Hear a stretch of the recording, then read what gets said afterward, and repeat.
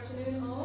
We're here today for the appeal hearing on the matter CA6 2016 Frontline Development Partners Limited versus Asif Adil before Chief Justice Hwang, Justice Zaki, Azmi, and His Excellency Justice Adil Madhani. The appellant is represented by Brown Ribbon LLP. Lead counsel is Roger Kennel, assisted by Ravindra Vikrel. The respondent is represented by KBH Kanu. Lead counsel is Bushra Ahmed, assisted by Natasha Thomas. Morning. Good afternoon, Your Honours. This is the appeal against the judgment of Justice Roger Giles of 3rd of April in relation to the penalty under Article 18.2 of the DIFC, amended DIFC employment law for failing to pay within 14 days wages and other amounts owing where the contract is terminated. Your Honours, perhaps before we get into the detail, you may have appreciated that last week an application was issued to withdraw a concession that was made in the proceedings below. I don't know if you've been... Yes. Yes. And I thought it would be convenient perhaps if we just address that at the start, as it will then have an effect on how submissions are presented afterwards. I think what we wanted to do, there's also an application for amendment of the grounds of appeal, or is that what you're talking about? Your Honour, it's all tied up together. Yeah, so what I was proposing to do was that we wouldn't take it as a separate application. Take it in the course of your submissions as a whole, and Ms. Bushra, when she stands up, will then give her viewpoint on all of that, but just argue it going forward on the basis that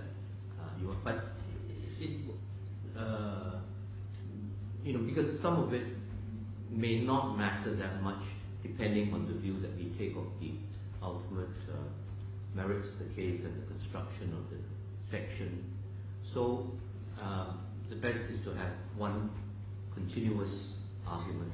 Yes, Your Honour. I mean, I understand. And whatever issues you want to raise that highlight, of course, that there are changes from your current position or your previously stated position, and then we'll take it from there.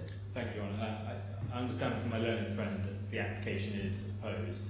So in the course of my submissions, I will set out reasons why we say we should be granted permission to... But this is tied up with the application to amend. My Lord, there's two parts to the application to amend. There's an application to amend to allow a further ground of appeal against an order that was made by Mr. Justice Giles on the 24th of July, which entitled the claimant to his costs in the proceedings below.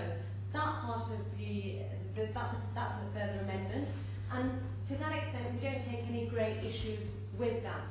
However, rolled up within that application is also an application to withdraw a concession that was made in the lower courts by the defendant, namely the gratuity fall within the definition of Article 18.2 in respect of any other amount owing. Now, on the basis of a withdrawal of that concession, the appellants want to argue that, and hopefully I'll characterise this correctly, the appellant wants to argue that the wages or any amounts owing in Article 18.2 refer to monies prior to termination and not post-termination. So if that concession, if you don't allow permission for that concession to be withdrawn, then that argument clearly can't be made out. I think we'll hear the argument instead of having an argument about whether or not to have the argument. Let's just hear the argument because it may play itself out in the light of our views on the case as a whole. So be prepared to address that on that basis. And then, of course, we will deal with it eventually in the judgment. So we're highlighting it. You don't have an issue on the amendment for costs, and you have an issue on the amendment for withdrawal. I will elaborate my position then when I stand up on my feet, obviously, yes. because it's the application itself that I take objection to because of the timing, the way that it was issued, the manner in which it was issued, and obviously what the authorities say in respect of an application to withdraw a concession. Yes. Your Honour, in my submissions, I will deal with why we say a concession should be permitted, and we'll go to the authorities. My learned friend can then say what she wants, and then I can say what I want in reply to that. Your Honours, the appeal in this case is on the grounds that the judge below erred in his interpretation of Article 18 by failing to take into account certain principles of interpretation, and as such erroneously held the penalty to be payable from the 15th of July 2013. At the date of the judgment, that penalty amounted to $1.632 million.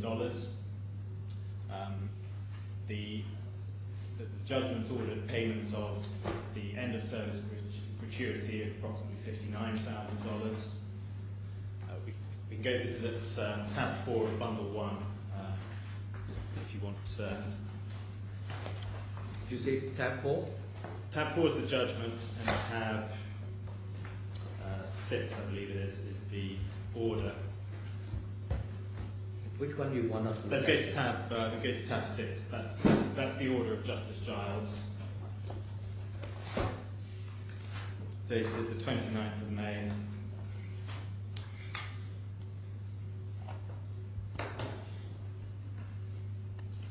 And so you can see there at paragraph 3A, the judge orders payments of 1.1 million dirhams, which is equivalent to $300,000 US. That was the payment in lieu of notice.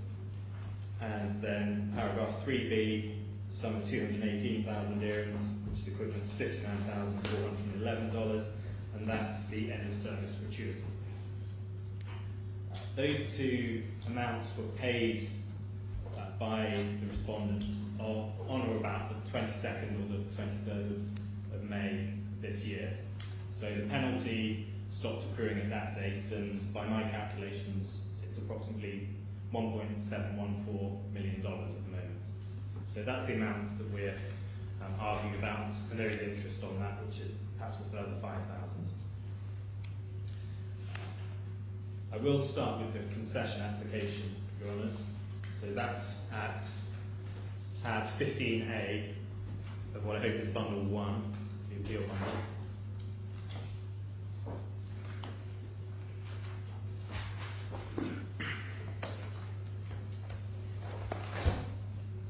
Which tab are you taking us to?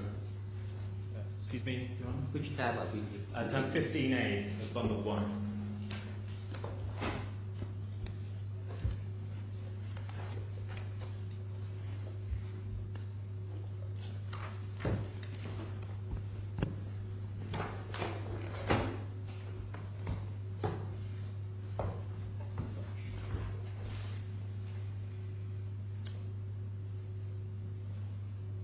Your Honour should have here an application notice which was issued on the 12th of October, so that was a Wednesday.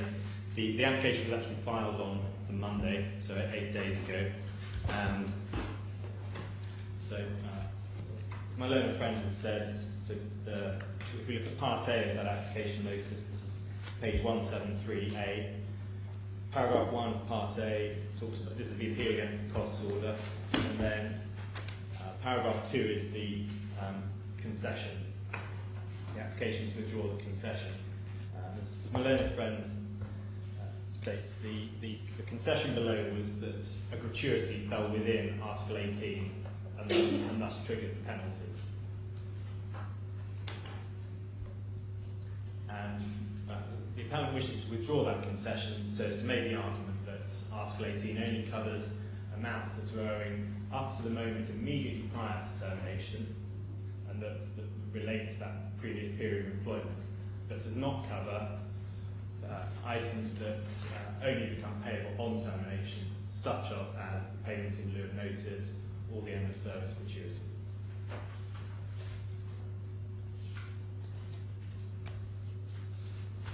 Go on. I can take your honours to where and that's while we're there at 15A, we then, after the application notice, at page 173C, there's a letter from our firm, which was from the Friday, the 7th of October, where we first outlined this argument and the intention to apply to withdraw the concession. I suspect my learned friend's going to take you to that later on if she has issues with how this point has been raised, but I won't take you through that now. And then if you go on to 173E, these are the amended grounds of appeal.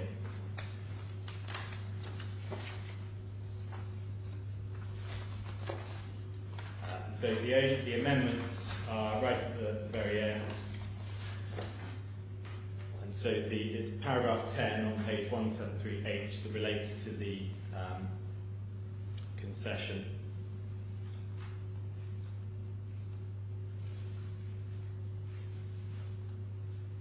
But that just sets out, and at the end of paragraph 10, your Honours will appreciate that it's not an issue. It was not an issue in these proceedings below that wages the wages have been paid up to the date of termination. The respondent, who's the claimant below, claimed, and we'll come on to this in more detail, but claimed that the termination had only taken effect in 2014, and they claimed unpaid wages, as they put it, or arrears of wages, from the 1st of July 2013 until what they said was the effective date. But it's not an issue that wages have been paid up to the date of termination. And there's various references there to the trial bundle and in particular the particulars of the claim. But I don't understand my learned friends take any issue with that. Wages have been paid up to, so we don't need to go to that.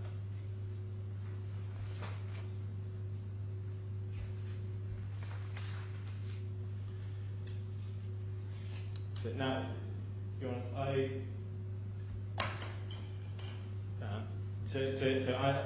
Your Honours, I'd like to now set out the reasons why we say the concession should be allowed.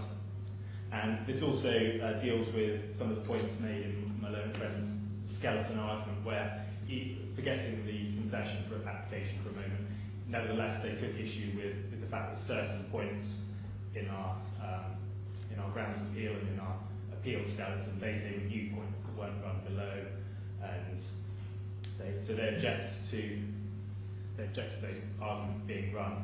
Now, there's a very significant overlap between whether you allow a concession to be withdrawn or whether you allow new points to be raised on appeal. So I'll sort of take this together, if I may.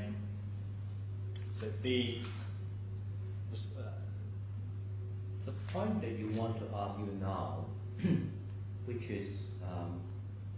which at the trial was the subject of a concession, is the position you are taking now, if we allow the withdrawal of the concession, something that was in your pleaded case before the trial judge? You've given us a reference at footnote 5 on page 173H. Is that something we should look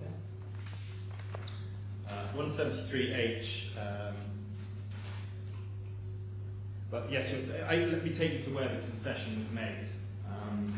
That might be helpful. So actually, it's not. I mean, the question is not we know what the concession was. Yes. Okay. But the question is, when you conceded it, were you departing from your own pleaded case? Because there's a difference between I pleaded this original defense, but my counsel at the trial conceded that pleading point was not a good one, but now I want to restore the point that I had originally pleaded. And somebody making a concession in the course of argument, and then now you say, no, that concession should be withdrawn, and I come up with a new point that had never been raised before the trial judge.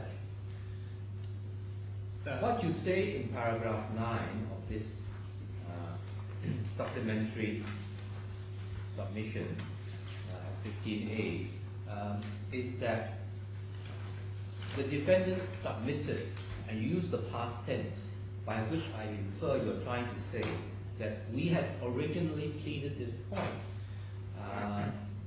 and amounts not yet determined by the court should not fall within the ambit of Article 18. Then there's a footnote 5 which gives us the citation. And then you go on to say the learned judge failed to consider this argument. He can only have failed to consider the argument if the argument was made at the trial. So is that what you're trying to tell us? Not quite, Your Honour. The fact is Article 18 didn't receive much attention in the pleadings, and certainly in the pleadings there were, it was claimed first in the particulars of claim, and then in the defence, you'll check, but I think there would have been a general denial. But there were no, on the pleadings, there were no specific issues raised about the interpretation of Article 18, and that's not surprising. Those are the issues of law that you probably wouldn't expect to be pleaded. And But see, what is the basis for your statement that the learned judge failed to consider this argument? This relates to, this point is, this isn't related just to the concession. This is relating to, there was an alternative argument put below, the primary submission on behalf of the defendants in relation to Article 18 was that Article 18 is very broad in coverage, including payments in lieu of notice, certainly including the gratuity. But this was only dealt with after the hearing. There was a hearing in May 2015, and up to this point, really, Article 18 has not received much attention at all. And there was then the hearing. For various reasons, it was only 3 days instead of 5, so there were then written closing submissions, and again, I think Article 18 has got some attention. And then, in February of this year, there was a further hearing in front of Justice Giles, and ahead of that hearing, parties exchanged written submissions, which were focused on Article 18. And so the reference at footnote 5 is the defendant's Article 18 note. And in that note, the primary way the defendant put the case was that in relation to Article 18, it had a broad scope, but that the court should find that it had a discretion to set aside the penalty. That was the primary submission, and the secondary submission, the alternative submission, is this one that's referred to in paragraph 19. Sorry, footnote 5, referring to paragraph 19. Should we have a look at that? Yes, let's have a look at that. So that's bundle 2, tab 28, page 424. The tab number, please? 28. It's the last page of that tab.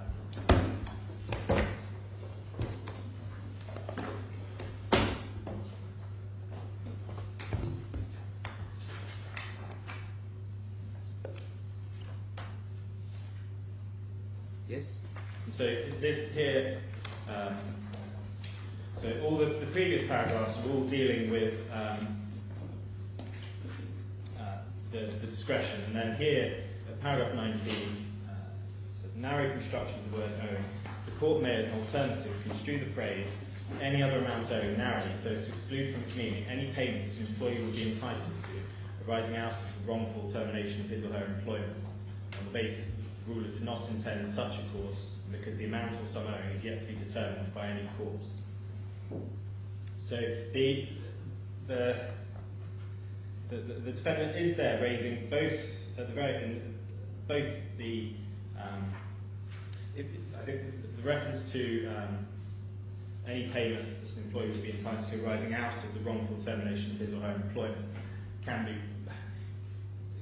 be read to include items or amounts that become payable on termination, I would suggest. And then the last bit is an alternative reason for this submission, which is because the amount or sum owing has not yet been determined by any courts, and that was very much the line we took in our unamended grounds of appeal. But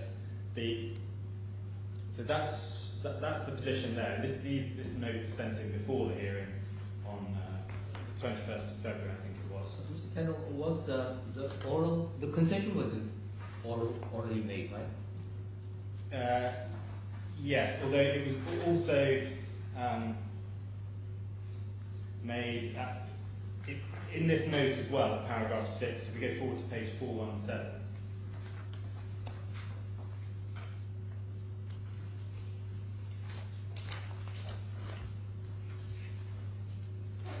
So paragraph 6, this is probably the first place it's made. So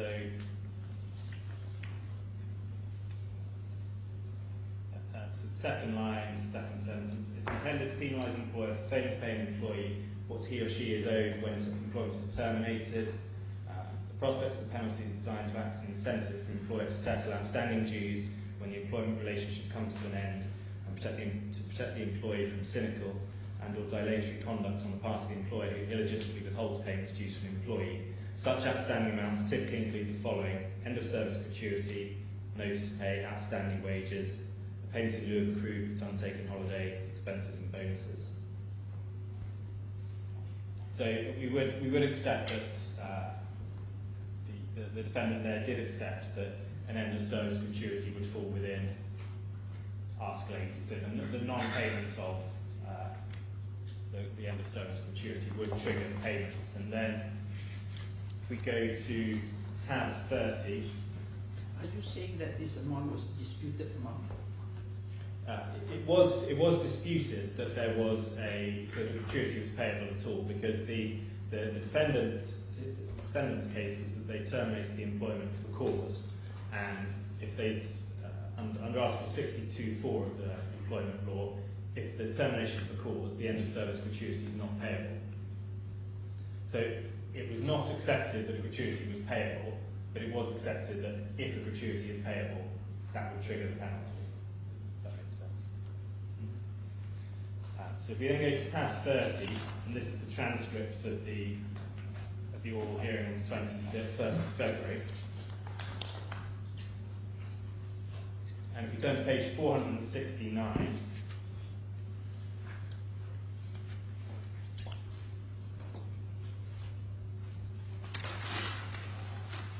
What page? It's page 469.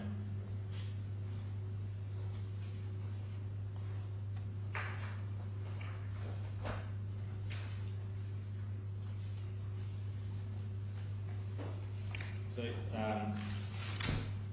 and can I just check if your honours have this as 4 pages to 1 page? Yes. Yes. So, on page 94, top left, my learned friend is addressing the judge about various amounts and whether they constitute wages. And then we hand over to, then Justice Giles hands over to Mr. Sishan Dar, who's counsel for the defendant. So at the top of paragraph 95, and so a third of the way down, Justice Giles asked Mr. Dar, he wants to hear from him, no, just on this question of whether these various heads of claim are wages. And then Mr. Dar said, well, in terms of whether they're wages, he then points out that Article 18 doesn't cover just wages, it also covers any other amount, which hadn't really, and then Justice Giles says that he didn't have that in mind. And then Mr. Dar continues and addresses the issue of whether the equity grant or shares would be within any other amount. And then at the top of page 97, Justice Giles says, I do not have in mind or any other amount. It would seem that a gratuity might then be caught by that, which would mean that in just about every case, indeed every case of termination of employment, a gratuity will become payable. And if it's not paid within the 14 days, the employer is in big trouble. And then Mr. Dar says, indeed. And the far-reaching nature of this particular penalty is the reason why I'm going to be inviting this court to Justice Giles finishes the sentence to him, and you embrace that, because that's part of your argument that this is a result that should be avoided by our discretion. So that's the first place accept, and then reading on to the bottom of the page, and then over into paragraph, at the top of page 98. So the top of page 98, Justice Giles says, It seems to be acknowledged that a gratuity, if it has become payable, for example, would trigger. All you need is just one bit of money. My learned friend stands up and says, yes, yes. Then Mr. Dar says, one deal. Where we are? Which page? So that's the top of page 98 of the transcript, so page 470. Oh. So these are two places where we say in that hearing on the 21st of February that concessions made.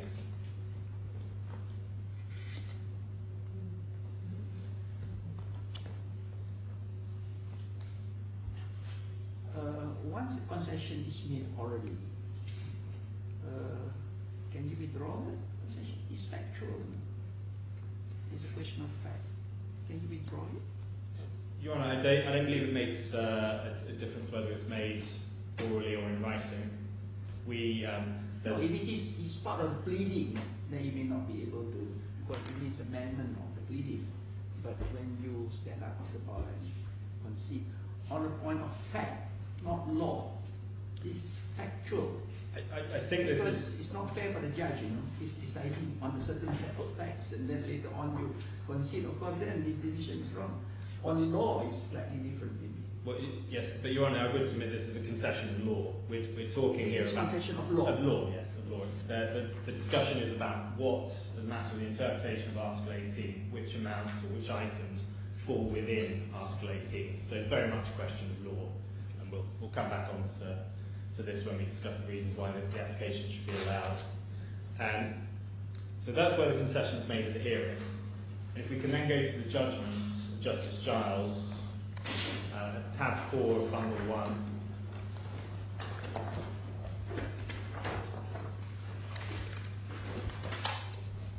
Tab 4 of bundle 1. Yes, tab 4 bundle 1. So this is the judgment.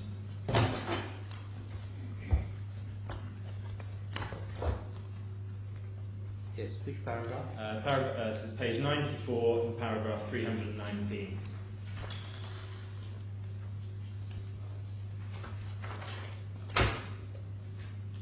Page, sorry? Page 94. 94.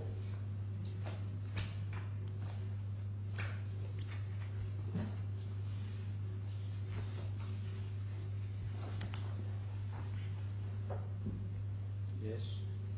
So paragraph 319. And here the judge describes the concession.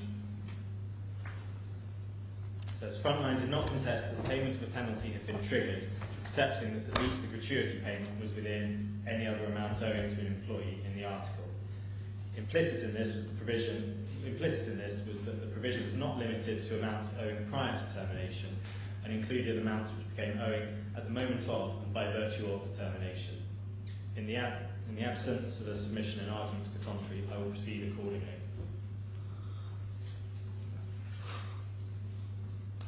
So that's how the judge describes the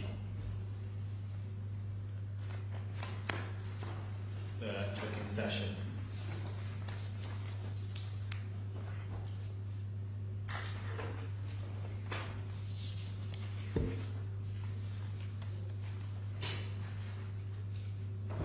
Now you're on can I check as well whether you've read our written submissions in support of the concession application? In the skeletons. Not in the skeleton. These submissions were sent on Wednesday of last week, so Wednesday the 12th. So that it's not a supplementary skeleton. This was a further set of submissions that we thought would be helpful. Yeah. Yeah. So they're in the bundle. Are you going back to your original skeleton? No, not the original skeleton. So the further written submissions that we filed in support of the concession application. Where is that? It's at tab 15A. Oh, 15A. 15A was just given to us this morning. It might just...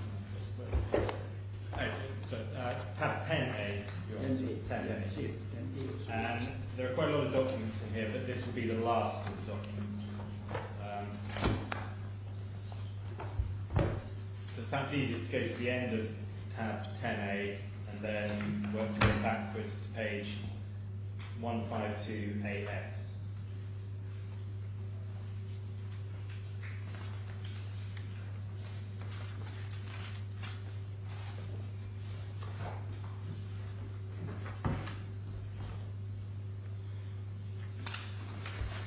At Plan A, where do you want us to? So do you have the submissions? Yeah. Yes. So and this might be helpful for your honours as you when you go away. So on page 2 of the skeleton, so 152AY and 152AZ, the concessions the concessions are set out there in detail, including the transcripts. On page 3, is it? Yes, exactly. On page 3, there's the transcript there, and then the other references.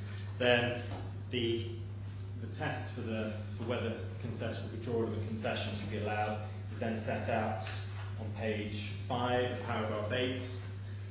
Page 5. 152B. Exactly. Well, yes. And so there are the principles from the Investment Group Private Limited and Standard Chartered Bank case. In that case, the Court of Appeal adopted principles set out by H.E.Justice man from the English High Court in the BT Pension Scheme Trustees case. So those are that the resigning party has the burden of establishing that the previously foregone point should be raised. It would be harder to raise a point which has been expressly conceded. The taking point would risk causing prejudice to the other party in the sense that it might have been deprived of the opportunity of dealing with the case differently in the court below, and it's unlikely that the resigning will be allowed. The greater the risk, the less likely it is that it will be allowed. Or there's a low threshold of risk for these purposes. Brackets see any possibility paramount. That's Privy Council decision, which we might come to later. And then the burden of establishing no risk is on the party who wishes to withdraw the concession, and the other party should have the benefits of any doubt in this area. And there I set out the reasons why we say the concession should be permitted, notwithstanding all those comments there and the low threshold for risk and the burden of proof being on us.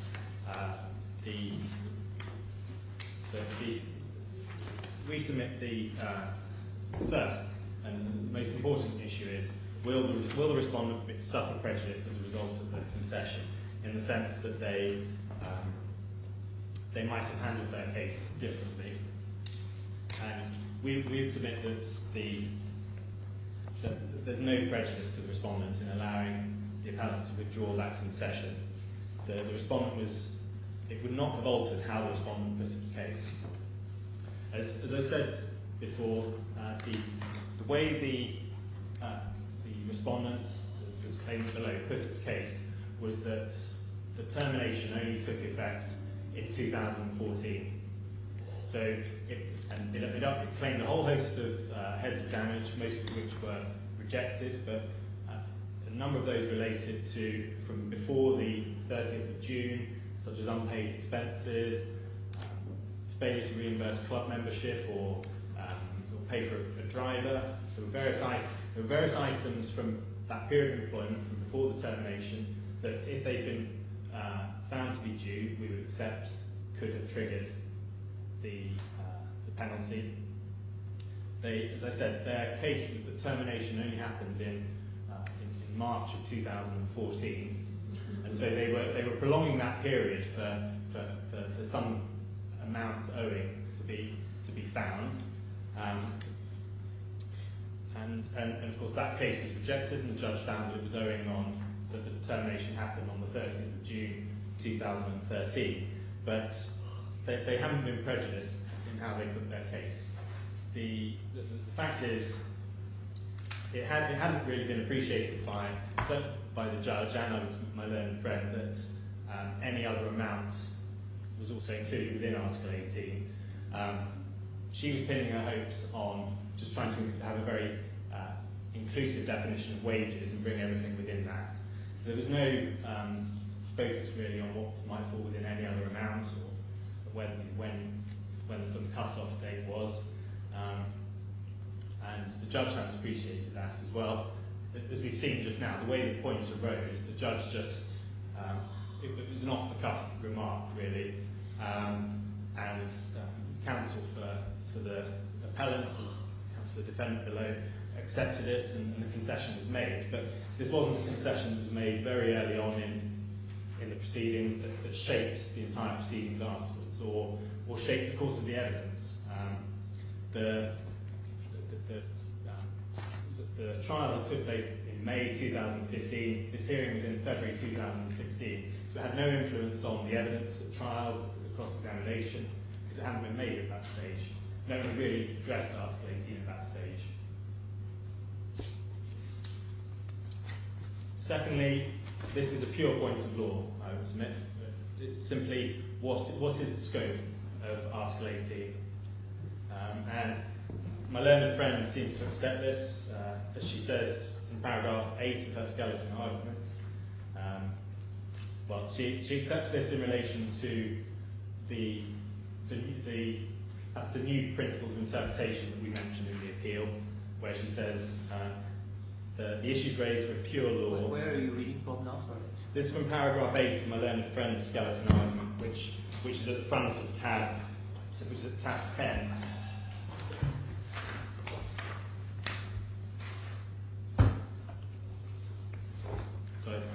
So it's page 152Y.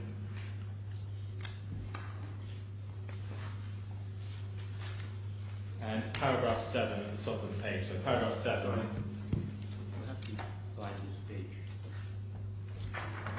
Tab 10. There is no pagination. Page 4. So tab 10 of bundle 1. It's 4 on our budget. The pagination is different here. Oh, really? Yes, it's page 4 of the document. Yes, so it's page 4 of the skeleton. And on line...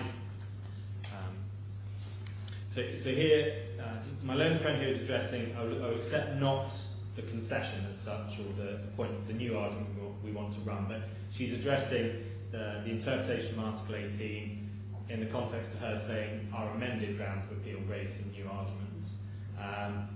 And she's already, paragraph 6, the skeleton refers to a quote from the Tasmania, and the paragraph 5, her primary position is that these new arguments should fail, eliminate, and shouldn't be considered. But then paragraph 7 accepts that, as this is a matter of public importance, the court will have very little reason to preclude admission of the new points, especially as the issues raised are a pure law which involves no further factual investigation. So these are issues. The interpretation of Article 18 here is a question of pure law, and that goes for the point we want to make if we're allowed to withdraw the concession, as much for the points made in our original grounds of appeal. You are still on concession, you know. Yes, you have taken 40 minutes on concession. We are not yes. have very much time. Well, I'll try to speed up. The third point is this is a matter of public importance. Again, that doesn't seem to be disputed, and that was the grounds of appeal to acknowledge that. The grounds of permission appeal acknowledge that as well, that the interpreter that this is an issue of public importance.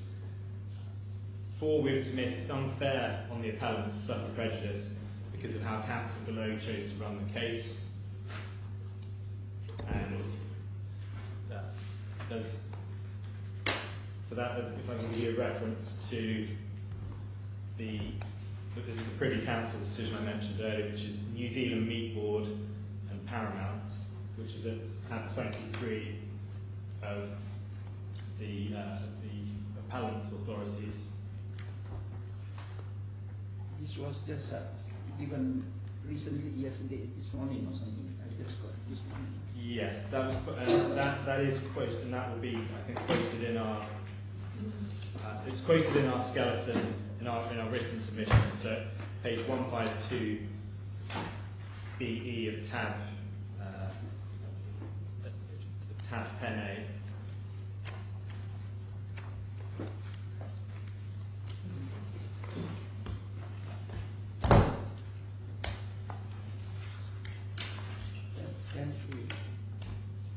So these are our written submissions, and it's paragraph 17. No, you just taken us to the New Zealand yes. case. So it's paragraph 47, Your of the New Zealand case? Yes, the New Zealand case. Where is the New Zealand case? So it's in the authority bundle, our authority bundle, tab 23. Tab 23.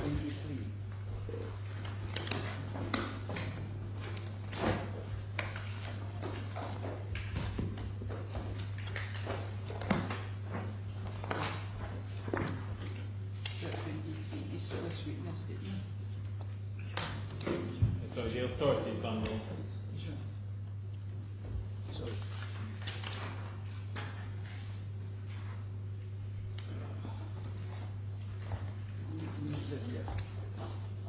Privy Council decision. Yes, that's the one you're on. But so far, what we have seen is that Mr. Shah has taken the position in that written submission that you took us to, saying that if it's a question of construction, then she would not object to you arguing the point, but if your point is accepted, then you shouldn't get any costs on that particular argument, and perhaps costs against you, I don't know, but that's a separate issue. So if we understand the situation, you have this point, you say that it's a matter of law, Ms. Bushra appears to agree and appears to say that she is not contesting your right to argue it, but then she reserves her position on costs. Ms. Bushra, do you want to clarify that view? Yes, my lord, that was in relation to my submissions that the appeal raised points that had never been, points of principle on construction that had never been raised in the court below. So, for instance, the principle of doubtful penalisation, that had never been raised in the court below, and therefore my submission was that it was unfair to criticise the judge that he'd failed to apply this principle.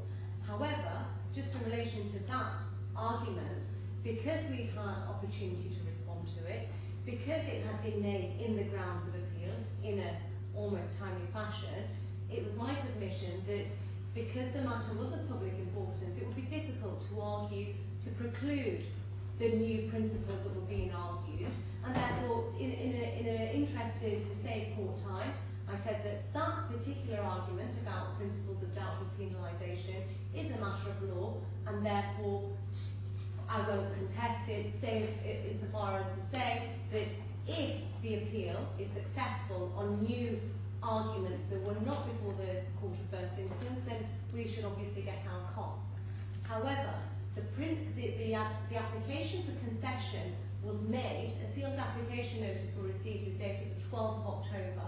I do object to that because of the way in which it's been made, because of the timing, because in summary we just simply haven't had an opportunity to respond to those arguments, to research those arguments, to analyse those arguments, and therefore I'm in no position now, some few days later from when the application was made, to be able to properly argue before you whether or not, on withdrawal of that concession, a proper construction of Article 18.2 is that all amounts or wages owing of those owing prior to termination rather than on termination. So it gives rise to a whole new ground of appeal which I've had no opportunity to respond to. I thought he is specifically not linking it to the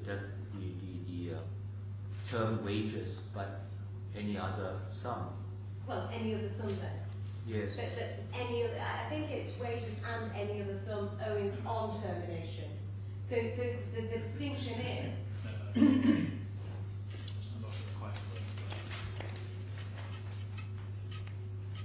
So we only got notice of this application to withdraw the concession that then raises a new ground of appeal on or about the 7th of October. And even then it was in the form of a letter from the respondent, from the appellants, setting out what the argument may potentially be. We then receive a sealed application. No, let's not go down into the history of this matter. No. The issue is relatively simple and common. The position you correctly took in relation to the double penalization, sorry, doubtful penalization policy in principle applies also to this argument, except that you are put under more pressure because you have it at the last minute, so that sums Well, that we say up. that there's a real risk of prejudice to us. No, I understand that. You just allow me to finish this question. My apologies. So prejudice is simply that you don't get a chance to reply to it. Now, if you want to help us today, you can help us. Otherwise, if you want more time to reply to it, we can let you have right of further written reply. But we are going to interpret this section. And if somebody wants to stand up and tell us this is the way you should interpret it, we must listen. Because we cannot give an interpretation which is, in our view, wrong, simply because an argument that we find persuasive has been raised late. Well, in which case, my lord, I will reserve my position on that. But yes, please do. But I will also say that if this appeal is overturned on the basis of an argument that was raised very late in the day, then at the very least there should be some reflection in any costs awards. No, you have already reserved your position yes. on costs. Fully understand that. And I refer in particular to a paragraph in the IGPL case, which I can take you to that now. It's in the Defendants Authorities Bundle, tab 21.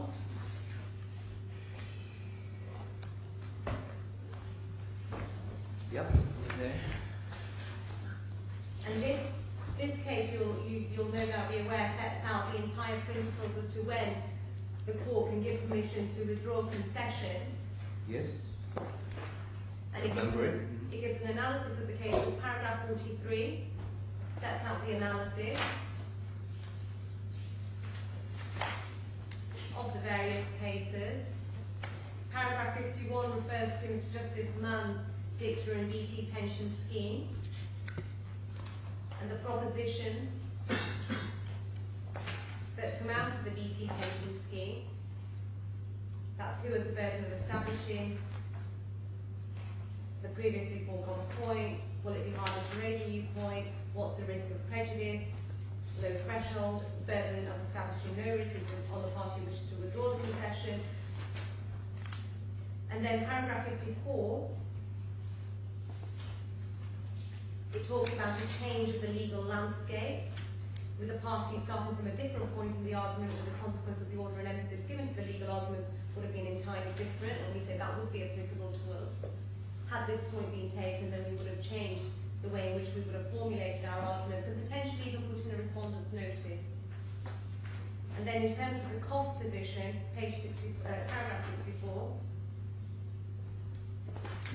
54 or 64? 64. Yeah. Halfway down that paragraph, however, given the express nature of the concession and the resulting radical change to the legal landscape which we find will result from permitting withdrawal, our grant of permission will be on terms that IGPL should pay the cost below on an indemnity basis, and the cost of this appeal attributable to IGPL's withdrawal of the jurisdiction concession on an indemnity basis. We say that there has been an express nature in the concession, not only in the written submissions, the note of the 21st of February, paragraph 6 that you were taken to, but also orally at the hearing. So there was this express concession. The defendant was represented by experienced counsel who had an opportunity to review the arguments. You're relying on the word indeed, right? Well, yes. Okay, I've got the point. But also, if you look at the transcript and the page before, what Mr. Zishandar is arguing is that gratuity does fall within any other amount. It's the equity shares that we were claiming doesn't. Mm-hmm. And so that gives rise to the indeed as well. And so there was an express concession. Can we try to run this thing in an efficient way? Yes. Ms. Tushra, I think we've heard your objections. Can you sit down now for a moment? Well, let's get to the end of Mr. Kennel's main argument. And before we do that, can Mr. Kennel tell us what is in issue at the moment? Can we go back to the judgment of Justice Giles at paragraph 84 and going into the next page. that is the claim that was made by Mr. Adil. Yes. Adil, sorry. And what now is the amount that you are appealing against? Well, actually, probably that was the amount, and probably what's more important is the amount that was awarded. And will we find it in this judgment? Yes, Your Honour. It's a paragraph 5, which is at page 26. Oh, right at the beginning he sets it out. No? Yes, Your Honour. Okay, so tell us which is the amount and where does your gratuity fit in to the amount that you are now disputing? Your Honour, there's no dispute against any of the amounts that were ordered to be paid to the claimant other than the penalty. So there's no appeal against the gratuity itself or against the payment in lieu of notice. That's $359,000. I see, but you are appealing on the penalty Purely those on the sums. penalty. The $359,000 has been paid, so the penalty is not accruing anymore. It's a fixed sum of approximately just over $1.7 million. That's right. So if we look at paragraph 5C, you are not questioning the amount of $359,411. No, Your Honour. You are challenging the amount of 1.643 million, which you say has now blown up to 1.7 Yes. million. Yes, Your Honour. And how is that $1.7 million made up of? It's paragraph 5C again, and it's the amount of $1,643.84, which is what was the daily wage, and that's multiplied by and that runs from the 15th of July 2013 up to the date of the judgment, the 3rd of April, and so that penalty bears no relationship to the amount short paid or withheld. yes, Your Honour, it has It no is not a relation. fraction or a multiple No. of the unpaid sum. So if we take this analysis to its extreme, if the employer is short 1 dirham and he doesn't pay that 1 dirham for any number of days, then you have $1,643 multiplied by the number of days in default. Is that right? Yes, Your Honour, it bears no That's relation. the literal construction. Yes, and we. But in this case, you're saying that there is no issue, there's no penalty on the actual wages outstanding, is that right? You said that your clients paid it up. There were no arrears of wages or anything payable as the judge found. There was nothing payable from the period up to the 30th of June, up to the moment of termination. 30th June, what year again? Sorry. There was none. Which year? 2013. 13, okay. So, what was held back or withheld by the employer was? It was the payment in lieu of notice and it was disputed that the key issue in the case was whether there was termination for cause or not, and then when the termination took effect. Really. There were lots of other issues. It's obviously a very long judgment, but that was the key issue. Was there on the 30th of June, was there termination for cause or not? And it was slightly complicated by the fact that the claimant below was arguing that. But judge found no, right? Yes, he found not termination for cause. Yeah. I'm trying to get a handle on the numbers that are involved and where they come from. So, how much was the payment in lieu of notice that should have been paid on the 30th of June or the 1st of July? It should have been paid within 14 days. 14 days. By the 15th of July. That was $300,000. $300,000. Yes. And the gratuity was $59,411. But then you said some part of it had been paid prior to the termination. No, I apologise if I've confused things wrong. This year, after judgment, the defendants paid those two sums, 300,000 and 59,000, to the claimant. So that stopped the clock running on the penalty. Paid in 2016, all right? Mm-hmm. Yes, exactly. In May 2016. Yes.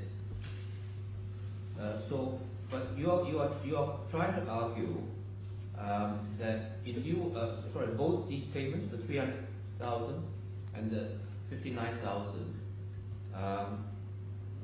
what I should not have attracted penalty at all. Exactly. They shouldn't have triggered the penalty. Now, At all? At all. Or after a certain date? Well, I mean, the date it would happen is within 14 days, so it would be on the 15th of July, but at all, when I say they didn't trigger it at all. After judgment? I'm sure it starts running after judgment. Yes, sorry, apologies, Ron, yes. Well, no. On the primary submission, and perhaps if Your Honour. Well, let's take it on your amended grounds, yeah? Yes, well, Your Honour. Explain what that means in terms of these two sums. So the argument I'd like to run, if I'm permitted to withdraw the concession, is what will be my primary interpretation, which is that Article 18 is limited to wages and any other amount owing immediately prior to termination. And why do you say? We'll come on. Perhaps, and yes, where do we see the wording of Article 18? It's nice to have it. Yes. Well, Your Honour, if I can hand up. I'd like to hand up, it might be helpful just kind of a single sheet. That would be helpful. Your Honour, there's also, we're going to come to the, we're also going to look at the previous, the article, the 2012 law is an amended version of the law. We're also going to look at the original version. So you have two pieces of paper there, one has new and one has old. So the old is the unamended law, the original DIFC Employment Law number 4 of 2005, and the new one is the 2012 amendment. And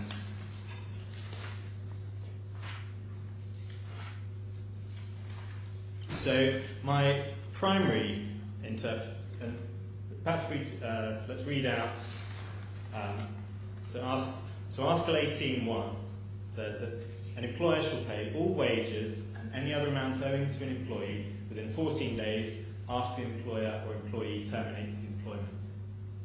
And then Article 18.2 says if an employer fails to pay wages or any other amount owing to an employee in accordance with Article 18.1, the employer shall pay the employee a penalty equivalent to the last daily wage for each day the employer is in arrears. Now, right. Are you reading Article 18.1? That was Article 18.1 followed by Article 18.2.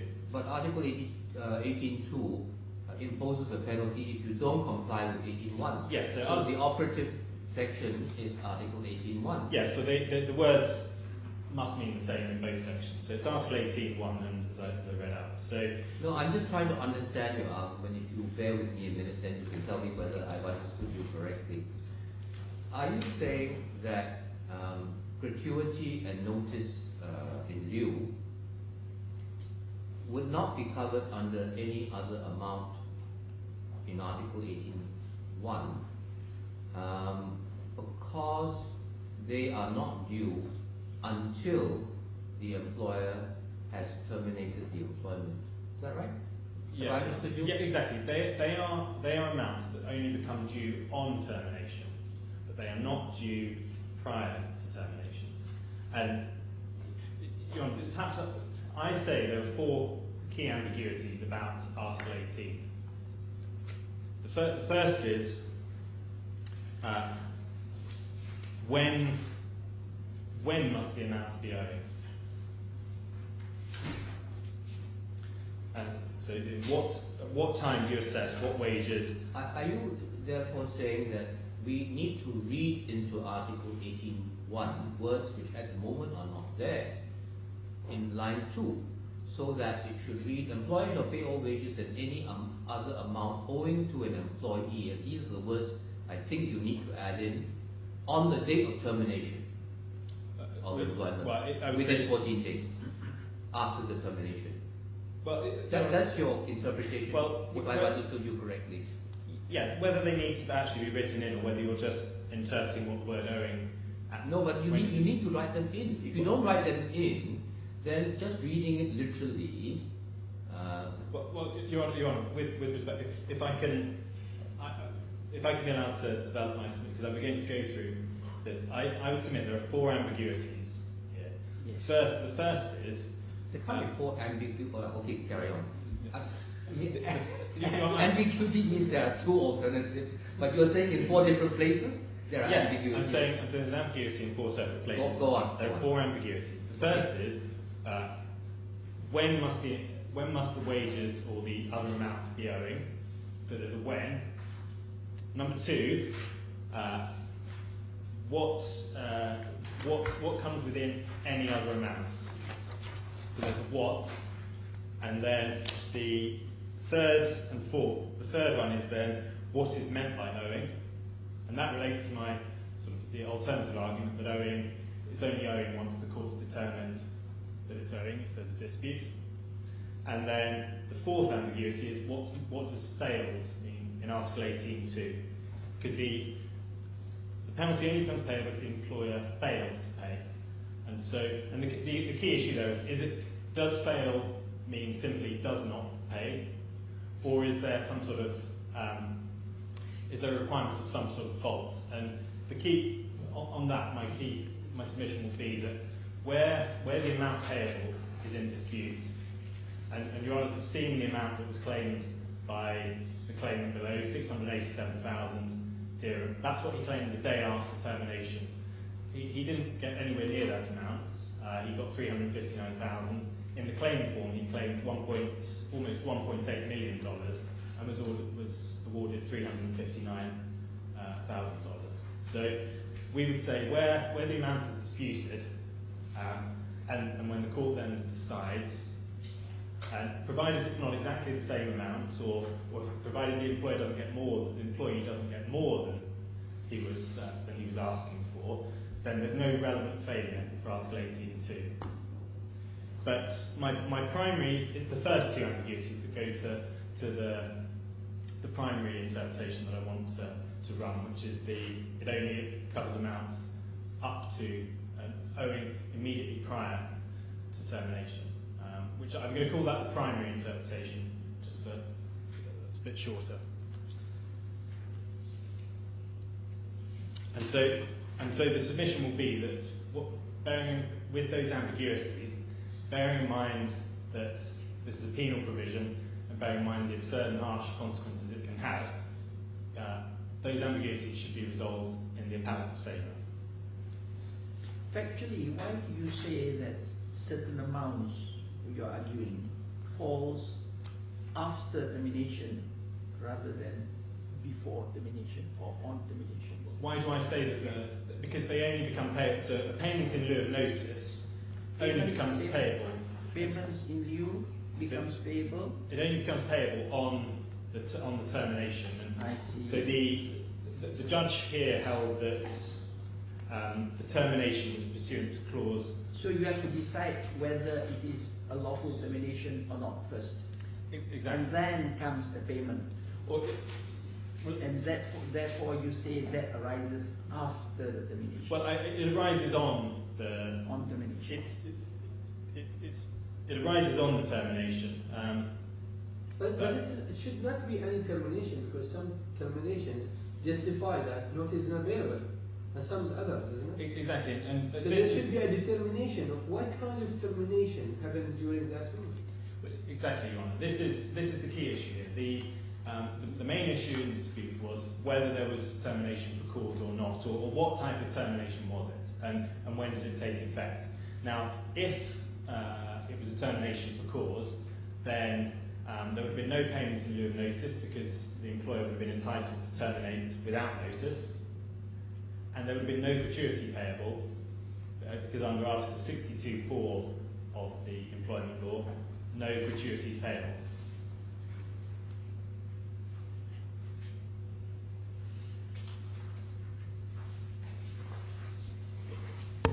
And so and so what you potentially can have... you find the contract somewhere? I don't. You can carry on. I just need to look at the contract. Yes, it's tab 8, tab 7 of bundle 1, or bundle A, and it's the clause. It's clause 24D. Sorry. So it's page 115. So at tab 11, did you say? Tab 7. 7. Sorry, I've got the wrong volume. Oh, the name one first. Yeah.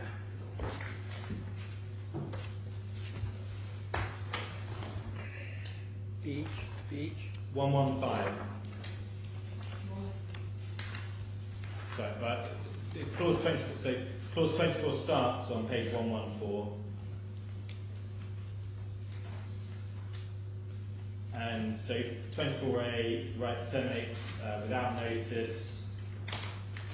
That wasn't what I'm looking for. I'm looking for the clause that says you are entitled to notice in payment in lieu of notice. Where do we find that? That the contract. No, that is 24A actually. No, sometimes yes. it's written. I apologise, it's not 24D, it's 24A, and that's at page 114. So the company reserves the following rights: to terminate your employment without notice and to pay you a sum in lieu of your notice entitlement, or the balance, as the case may be, being a sum equivalent to your gross basic salary. Okay. Gratuity is not just spelled out expressly in the contract, is it? Just arises by operational law, is that right? Yes.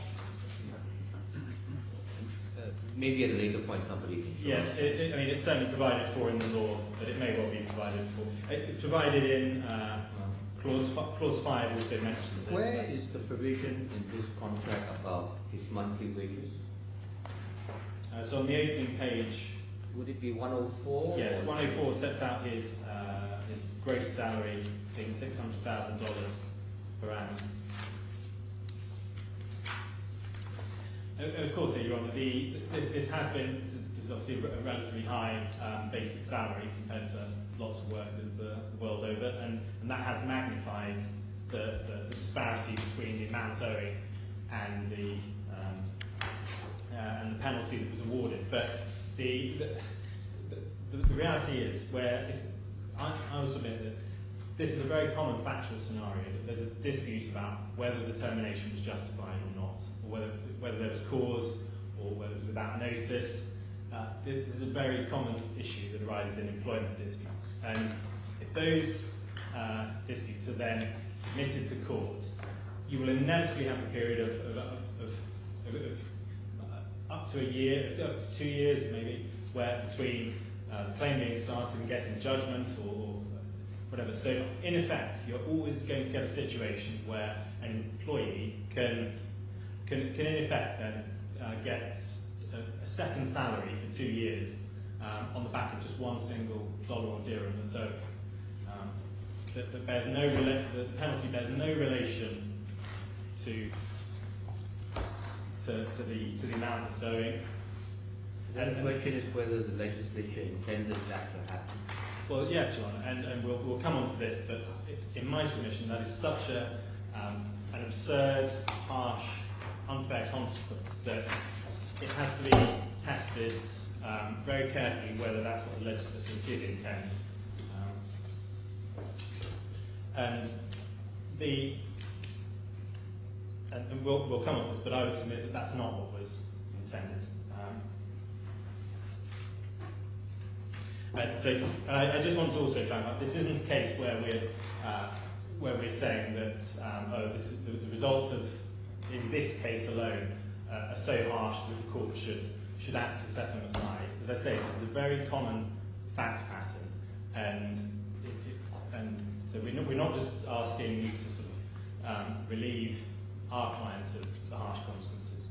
This is a very common fact pattern that could arise in lots of employment disputes. Now, if I can, so Your Honours, I mentioned there that we talked about proceedings lasting 2 years. Just so Your Honours have the sort of key dates in mind here, we have the termination was on the 30th of June 2013. Proceedings were then, and then the day after, as we as we've seen in paragraph 84, the respondent was claiming $687,000 as being owed to him. Then, in May 2014, proceedings were commenced. The claim forms at bundle 2, tab 16, but I don't really need to go there.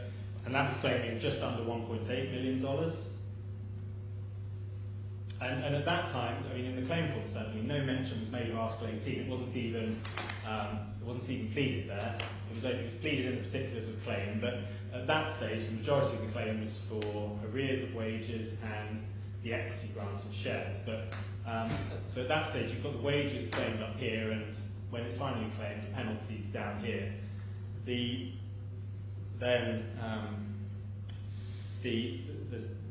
defendant then filed a defence and counterclaim, and there was a counterclaim which would have wiped out which was for $2.2 million. There was then a hearing in May 2015, so a year after proceedings had been commenced, and judgment was then on the 3rd of April 2016. So there's a period of approximately 22 months between the claim being commenced and judgment being given, which is it's quite a significant period. And the consequence of this judgment is through that whole period, despite the claimant having waited till May, so almost a year after termination, bringing claim then. Of course, the claimant could have waited far longer. The limitation period, I think, would have been 6 years. So an employee could wait 6 years, and then you've got another 2 years potentially until you get a judgment. And all this could be over 1 dirham. And so you potentially have an employee saying, right, so I'd like my 1 dirham, and I'd also like a penalty of effectively 6, 7, 8 years of my former salary. And of course, and this really goes to a practical reason why I say you can draw a distinction at that, or draw a line at the moment immediately prior to termination. On termination, the employee is free to go and work elsewhere. He can start earning that wage. Now we all understand what the sort of purpose of this provision is. It's essentially the protection of wages, and that's what the penalty is designed to cover. But from that moment of termination, the employee is free to go and work elsewhere and to earn the wages. So this is the sort of absurd consequence of the way this provision has been interpreted, I would say. When is the dispute regarding payment of whatever is due to the employer, when did it arise? Well, it was disputed right from the start that these amounts... From how was it disputed? There was email correspondence, because the day after the 30th of June, on the 30th of June there was a meeting, and then after that the employee was absent until sometime in September. He wasn't at the premises here in the DIFC, he was elsewhere, and he came back, and it's quite a long story, but then... There was issue whether what is admissible minutes of the meeting, I think that I remember reading that. Yes, but the dispute arose from the beginning. Right? It was disputed right from the start that anything was owing to him, yes. So can we now look at the statute that provides for payment of gratuity? Yes, so it's Article 62. Yeah, but first of all, we must find the statute. Yes, so that's at tab 1 of the authorities manual.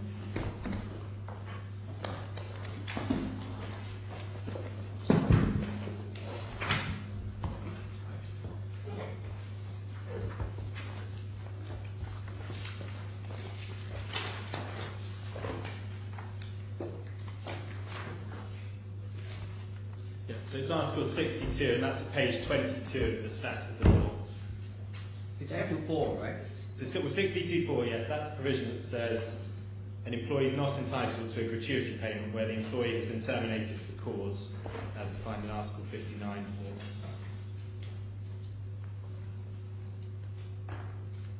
I'm just trying to understand your argument,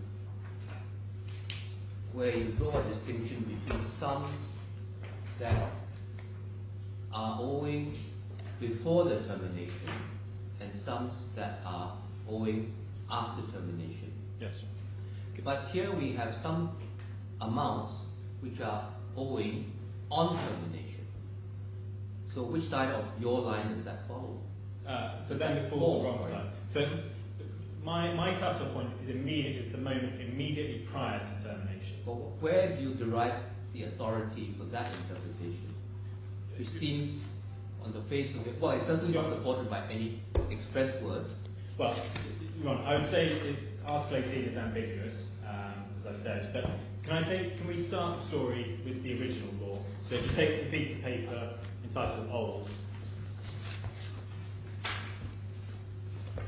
and so have that to hand, and perhaps also if you go to tab 2 of the authorities bundle, that has the original unamended law in full.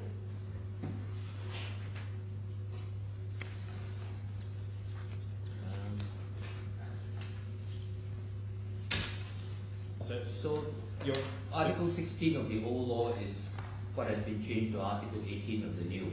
Exactly, Your Honour. We'll go through it. But so effectively Article 16, and you'll notice there's no 1 or 2, it's just Article 16. Article 16 becomes Article 18.1 with some changes that we'll come to, and then Article 18.2 is new. Now, so the first thing to note is the first change is the title. It's if the employment is terminated, whereas in Article 18 it's payment where the employment is terminated. I don't suggest that change is indicative of anything. It's the same tense. Then there are two, and then the other key thing to note about Article 16 is it only covers wages. So an employer shall pay all wages owing to an employee within 7 days after the employer or employee terminates the employment. So the key words there are wages owing. Now, Your Honours, wages, and wages are defined at the back of the employment laws in the schedule.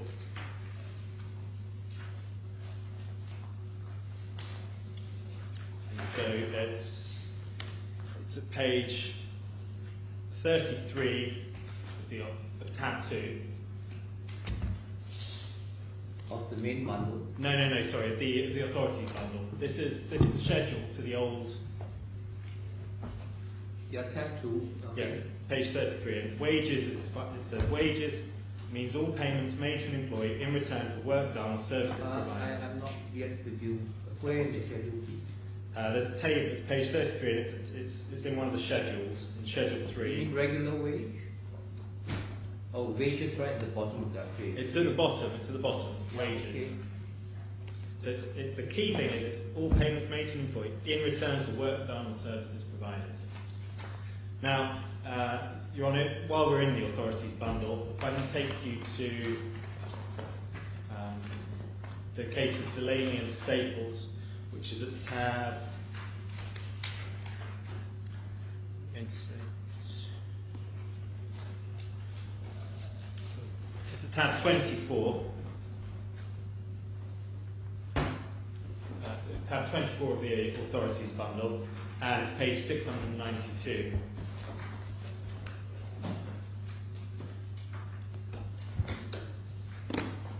Say again. Delaney and Staples. So tab 24, Your Honour. Yes. And page 692 of the reports. And this is Lord Brown-Wilkinson. And the issue being dealt with here is whether the Employment Tribunal has jurisdiction in relation to certain sorts of claim, and it revolves around defining wages. And so at the top there, Lord Brown-Wilkinson sets out some general comments. It says, before turning to the Act of 1986, which is an Employment Act, I must say a word about the nature of wages and payments in lieu of notice. The proper answer to this case turns on the special definition of wages in Section 7 of the Act. But it is important to approach such definition bearing in mind the normal meaning of that word. I agree with the Court of Appeal that the essential characteristic of wages is that they are consideration for work done or to be done under a contract of employment. If a payment is not referable to an obligation on the employee under a subsisting contract of employment to to render his services, it does not, in my judgment, fall within the ordinary meaning of the word wages. It follows that if an employer terminates the employment, whether lawfully or not, any payment in respect of the period after the date of such termination is not a payment of wages in the ordinary meaning of that word, since the employee is not under any obligation to render services during that period. And of course, that's in essence what the 2005 law provided in the definition we've just seen. That's not in dispute. The definition of wages is not in dispute. Go back to what you started. You are just arguing Yes. on penalty. No, exactly. So this is the old law. So under the old law, there will be no question, I would submit, that the end of service gratuity or the payment in lieu of notice would not have constituted wages. I don't think that's Why you say that?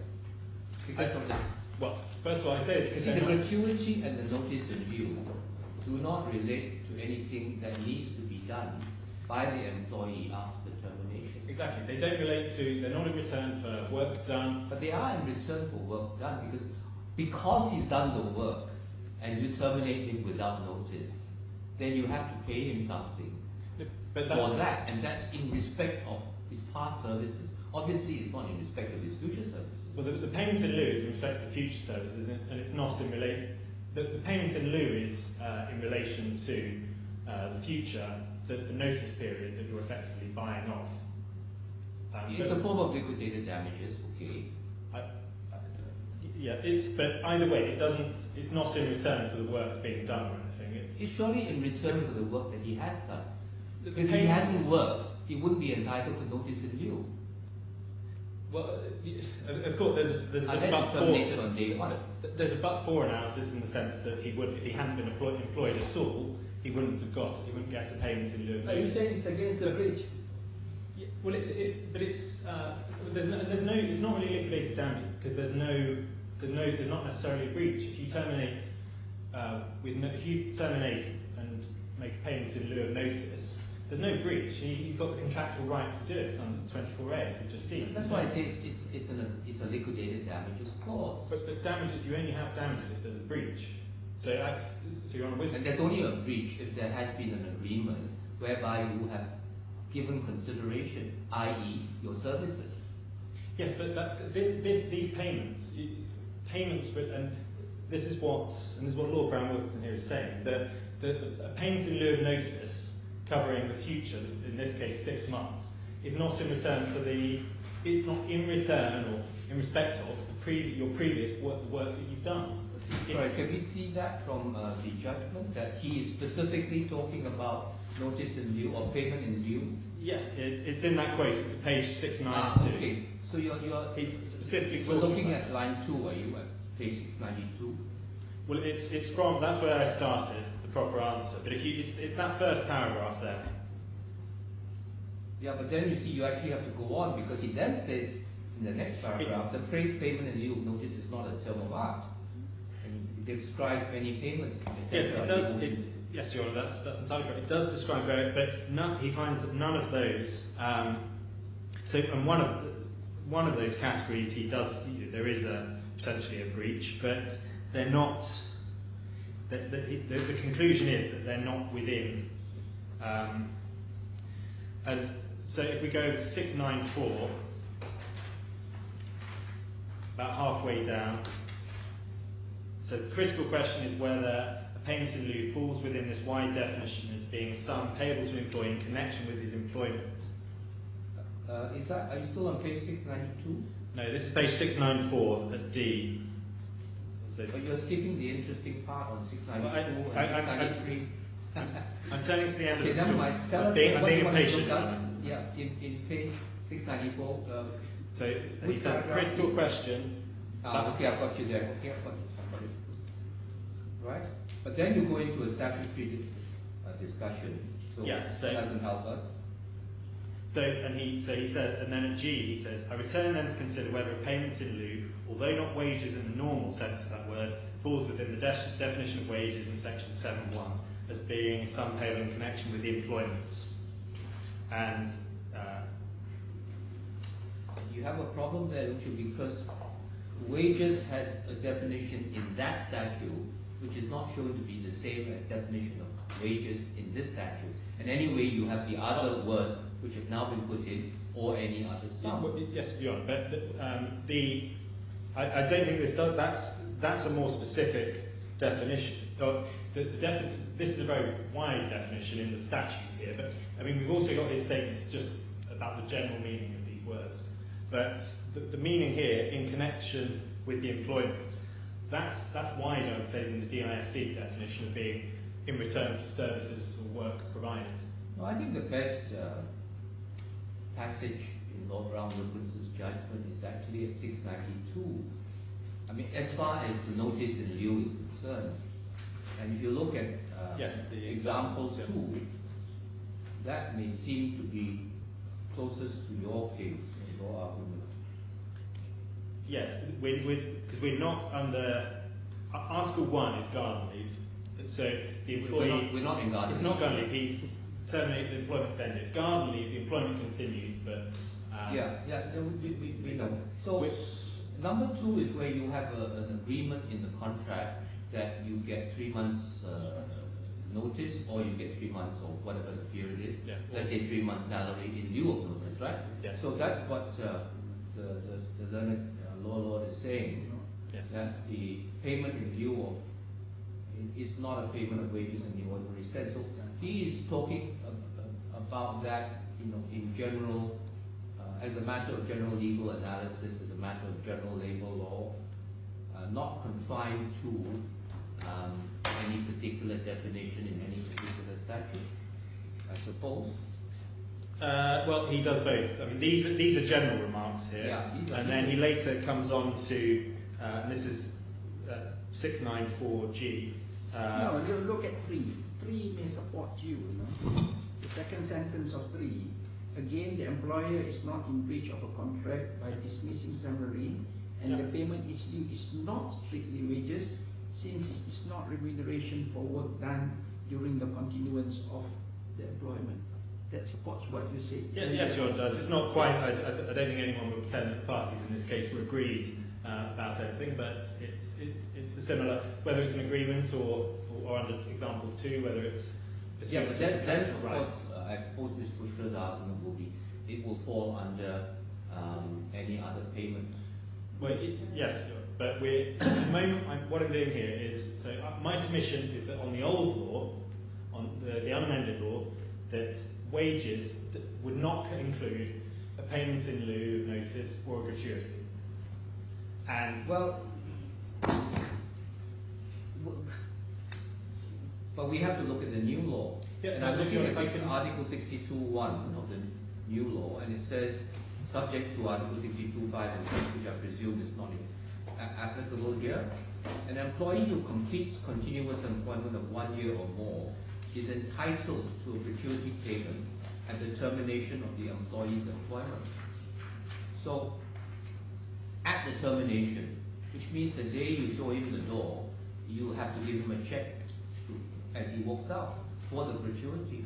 You also have to give him a check for the notice in lieu, if that provision is applicable in the circumstances of this termination, which I believe Justice Giles did so fine, because he said there is no termination for cause, therefore it is in exercise of the right of summary termination upon payment of a certain sum. So I won't say difficulty, but my question to you is really, how do you say that a gratuity and a payment in lieu of notice Can be separated. are payable, are only due after the termination. They are actually due on the termination. Yes, they're due on the termination. That's yes, okay. and if they're on the termination, wouldn't that be covered by the normal interpretation of Article 18 of the current law? Can we just stick? Well, my argument is, we can just stick with the old law for a minute. Yes. So my submission is wages only covers wages. It does not include end of service. But wages are fairly generously defined. Well, yeah, in return for work done or services provided, but it's the wage. We would submit that doesn't include the gratuity. The gratuity is not. It's The only gratuity is payable when you've done 1 year's employment. You deserve it. Because you work for 1 year, you are entitled to a gratuity. That's what the law says. Yeah, yes, but I'm not saying you're not entitled to it, but it's whether it's specifically in return for the work provided. Surely the gratuity is for the work provided. Not everything payable is necessarily in return for the work provided, and because it's not necessarily The only obligation that an employee has in exchange for the payments that are due from him to him from his employer is for his services, which is work done, isn't it? Well, I would submit that the wages here means the basic wage, But that's not the definition. The definition is broader. If, for example, he had an entitlement to a bonus payment, if, for example, he had an entitlement to share options or a share distribution program by the company, those will all be, unless wages are defined in terms of pure money. Well, this, I mean, we would submit that it's limited to payments, and you don't pay certain items, you pay an amount of money. But anyway, my submission, Your Honour, is that it is limited, and a gratuity, yes, it's payable at the end of the employment, but it might not be payable if there was termination for cause. Then it's only it comes on into the termination for cause scenario. So we're in. Yes, but this goes to the heart, because it's not necessarily. You can have an employee who's star of the employee of the month, 20 years running, but he then has a bad month, gross misconduct, and he's fired. Termination for cause, and in those situations, he's not entitled to his gratuity. Article 62(4) tells us that. So it's not in return for. It's something that becomes payable by virtue of the termination. Now, it's payable when he's completed 1 year's continuous service employment, subject to Article 62(4) not kicking in, that when he's terminated, he's not terminated for cause. So if he's not terminated for cause, which is the finding in this case, then he's entitled to his gratuity. He is entitled to it. He's entitled to it on the last day of work. You're saying, if I stand there, you're saying, gratuity is for the termination without cause. Yes. Gratuity is for the termination without cause, not for the service that he has rendered. Yes, it's a termination. It's payable on termination. With respect, it doesn't. If there is no termination without cause, there is no gratuity. That's right. But so there is wages, and then something happens, you terminate, and then the gratuity comes after that. Yes, I mean on that precise moment. That is what you are trying to say, before and after, on, off. But of course, it can also be construed differently. Your construction is wages, termination, gratuity. That's what you're trying to tell us in diagrammatic form. You know? Yes, exactly. If we had some sort of charts, we would display that. That's exactly. And so this is, and so we can now switch to the next word in Article 16 is owing, and so I would submit that owing in Article 16 does not arise until after the. No, it means it must mean. Given what I said about wages and what that means, it only covers things up to the moment of termination, so that all those things before are the items in return for the work and service provided. So, and that's all that's covered under Article 16 of the old law. So owing in the old law, I would submit, necessarily meant owing at that point immediately prior to termination. But why not on the moment of termination, which is the more logical Why not reading? Well, because you see, if you are not entitled to a gratuity unless and until you are terminated. So up to the sort of 29th day of the month, on the 29th of June, he wasn't entitled to a gratuity until the 30th when he says you are terminated. But then, at that moment, the gratuity is owed. Well, Your Honour, I think we're agreed that the time for owing follows from wages, follows from what falls within wages. No. Gratuity is a separate head of claim. No, but your argument is it's not covered by wages. I'm talking about Article 16 still here, because what I want to say is I'm still on the old law here. Old one, okay. I'm still on the old law, because what I want to say then is, and perhaps we can... But why should we worry about the old law?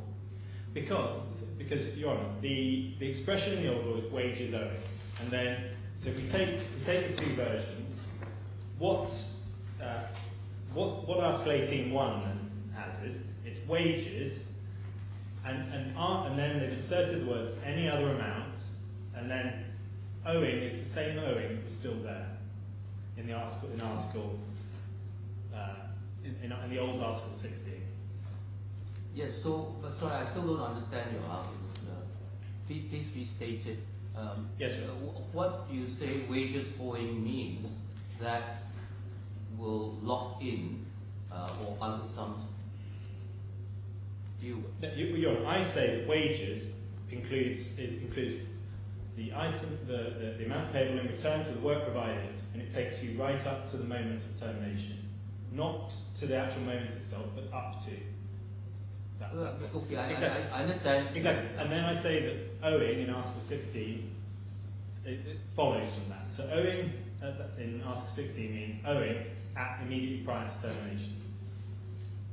Because if you've got wages, I would say wages can't be owing, you can't have an amount that's considered wages that's owing on termination or otherwise for the reasons Brown Wilkinson says.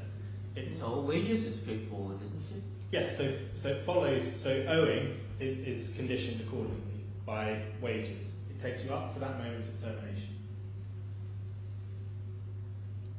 Yeah, but the first proposition hasn't yet been established to at least to my satisfaction, that wages is the amount owing up to but not including the moment of termination.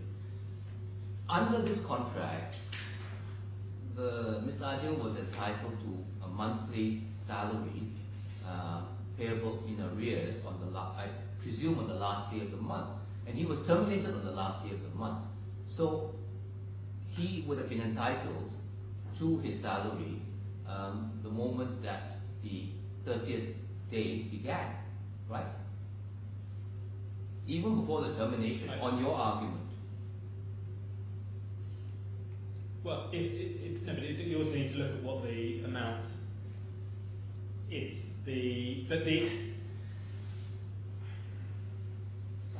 But that would have still been prior. I mean, if let's say the 30th of June is the last day of the month, and it's the last day of his pay period. That kicks in at 1 second past midnight. That kicks in now. The termination will either be before that or after that. I mean, if it's kicked in, then it's still before the termination. It's not on so just because it's the same day, that will become payable at, as I say, 1 second past midnight. You arrive at that situation only because there are two different principles of law which operate in different contexts. The first principle of law is that the law does not take into account parts of the day. Therefore, the moment that the day begins, you have hit that day. There's another principle which is that you must do a full day's work for a full day's pay.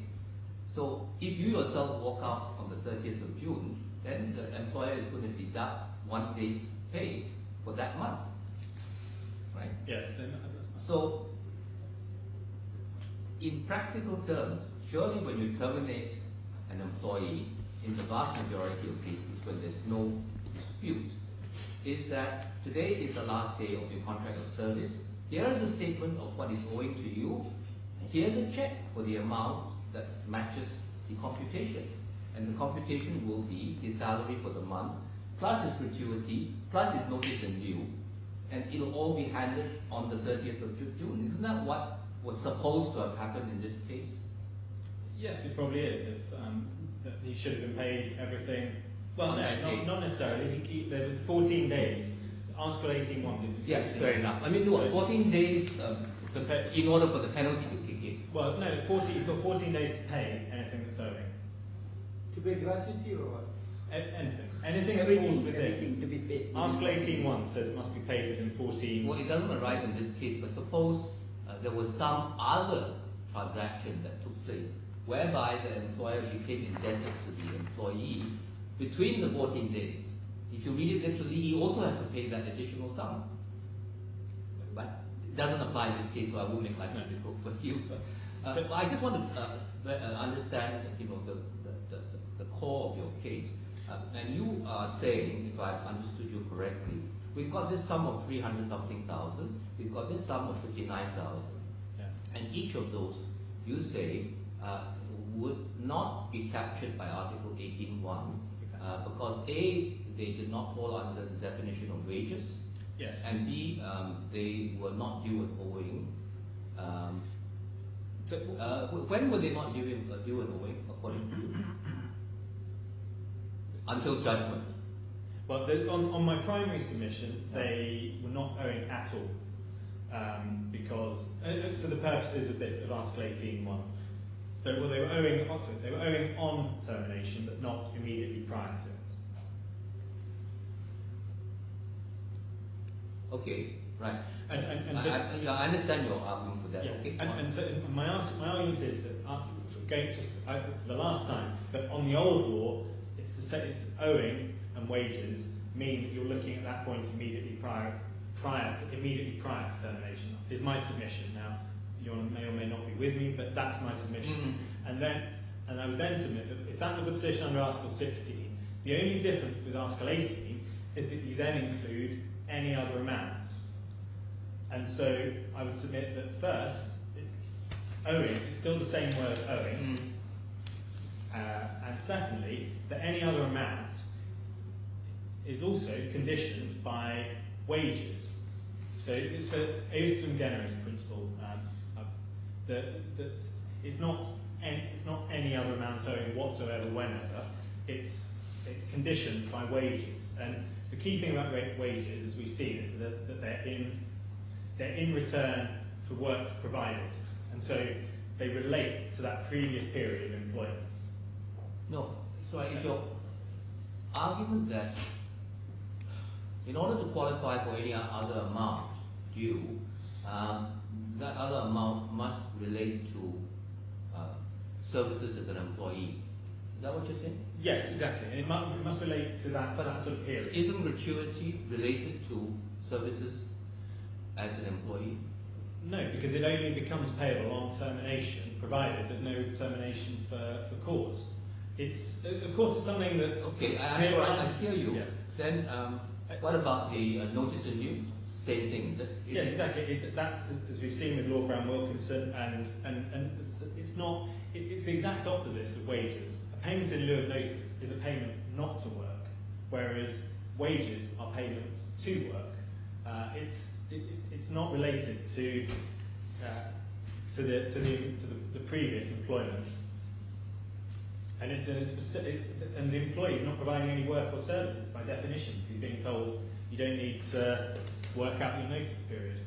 Which is the amount that is the notice in lieu? That's the 300-something thousand. Yes, that's the 300,000. So the 59,000 is the gratuity.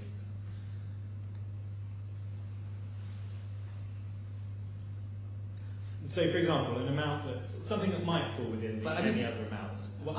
At this point, Mr. Gannon, have we got your entire argument? I mean, we've been going back and forth, and your contributions have been very helpful to clarifying our thinking. I think we understand what you're saying. We think that we have, whatever you have said, I think by now we have understood. Yeah. So the question is, do you have any other points you want to raise? Because yes, Your Honor, we must hand over to Mr. Yes, Your Honor. Ahmed very shortly. Now so the secondary, that's the primary interpretation that I use. All right. The secondary interpretation, as I said, relates to what does owing mean and what does fails mean. In article, owing is in both Article 18.1 and 2. Under Article 18.2, the penalty only becomes payable if the employer fails. Now, my learned friend, if I can take one of my learned friend's authorities, it's tab 14, I think. Is this the word owing or fail? Fails. So you want the respondents bundle? Yes. Okay. Yes, which tab, please? It's tab 14.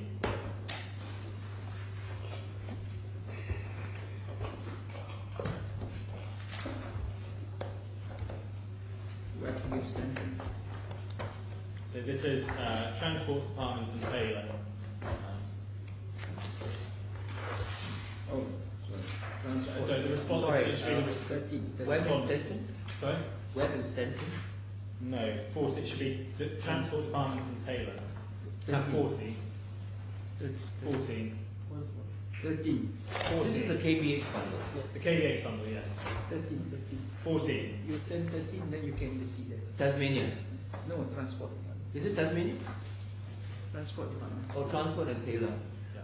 Transport and Taylor is tab 13 in my bundle. Same with me. It's in mine. It's tab 14, but it's transport. Okay, now we're on the same page. Everyone now. has Transport Departments and Taylor. Not to worry, go on.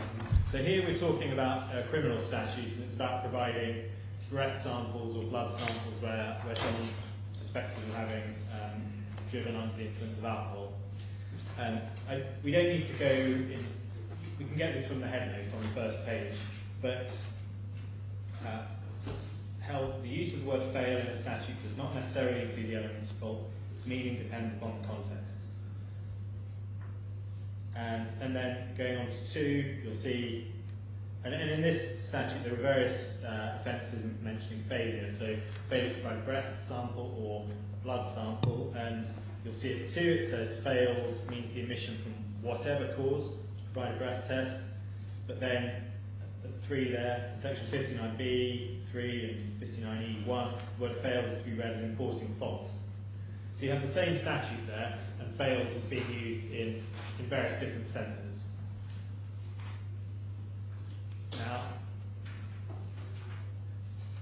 my submission in relation to Article 18.2 is that where the amount owing to the employee is disputed, as it was here, just as it was here, but where it's disputed by the employer and by the employee, there's no failure to pay.